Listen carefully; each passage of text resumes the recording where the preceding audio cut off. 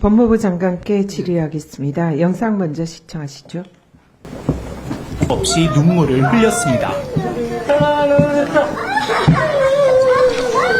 아빠가 해주지 못해서 서현역 흉기난동 사건이 벌어진 지 4주.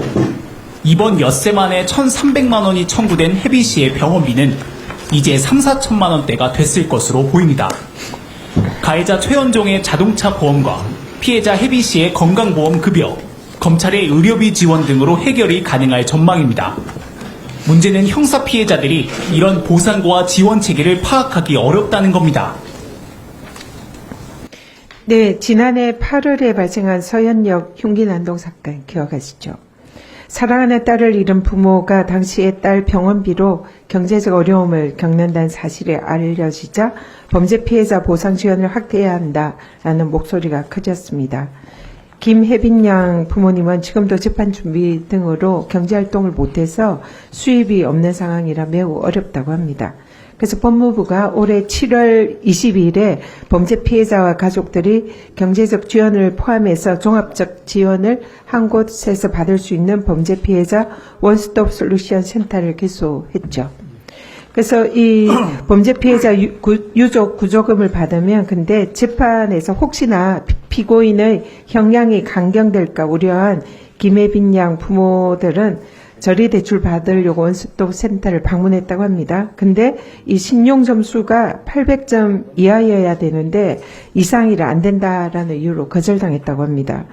그래서 이 센터에 찾아갔던 어머니는 원스톱 센터에 갔더니 이 해결도 안 되고 연계기관에 소개만 해주는 중개소 같다 그런 느낌을 받았다 이렇게 얘기하고 굉장히 실망을 많이 하고 있습니다. 다른 피해자들도 유사한 상황이라고 합니다.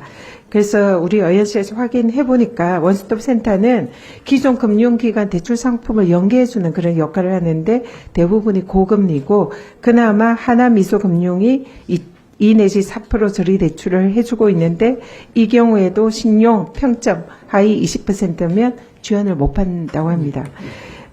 지금 윤석열 정부에서 PPT 보시죠. 이 국정과제 일환으로 한동훈 당시 법무부 장관과 오세훈 서울시장이 원스톱 센터를 추진을 했습니다. 근데 그 내용은 사실은 빚 좋은 개살구가 아닌가 이런 생각이 듭니다. 장관님, 이 원스톱 센터가 단지 중개소 역할만 할 것이 아니라 범죄 피해자들에게 실질적인 도움이 될 수 있도록 기재부와 협의를 해서 저리금융 지원을 좀 더 강화한다든지 아니면 제휴은행 기관을 추가를 해서 저리금융 지원을 좀 확대를 하고 또 지원 요건을 좀 완화할. 예. 범죄 피해자들이 또 다른 고통을 받고 있는 것을 저희들이 최대한 좀 막아보려고 한꺼번에 어려움을 해결해주는 원스톱 솔루션이라는 이 센터를 서울에서 처음으로 운영하고 있습니다. 하지만 말씀하신 대로 여러 14개의 기관이 모여서 한꺼번에 여기저기 다니지는 않도록 하겠다. 하지만은 지금 의원님 말씀하신 그런 금리나 이런 부분을 저희들이 임의로 정할 수는 없어서 그런 부분에 피해자들이 어려움을 겪고 있는 것은 있을 수 있다고 생각합니다. 저희들이 좀 더 좋은 방안이 있는지 그런 방법을 찾아서 피해자들을 도와줄 수 있는 방법을 좀 모색해 보도록 하겠습니다. 네, 수고하셨습니다.